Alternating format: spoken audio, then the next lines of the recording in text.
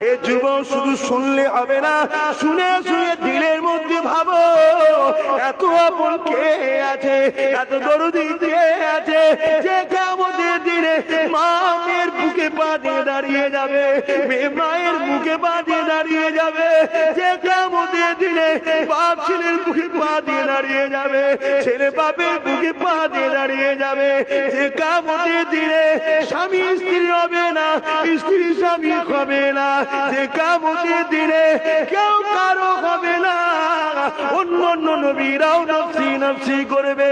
ওই কিয়ামতের দিনে আল্লাহ নবী কি বলবে? আল্লাহ পাক আমার একটা উম্মত যদি জাহান্নামে চলে যাবে নবী খুশি হব না। আল্লাহ পাক আপনার ফেরেশতা জিবরাইল বললে জাহান্নাম দেখি আমার উম্মতদের দিকে যাচ্ছে, আল্লাহ জাহান্নামকে সরিয়ে দাও।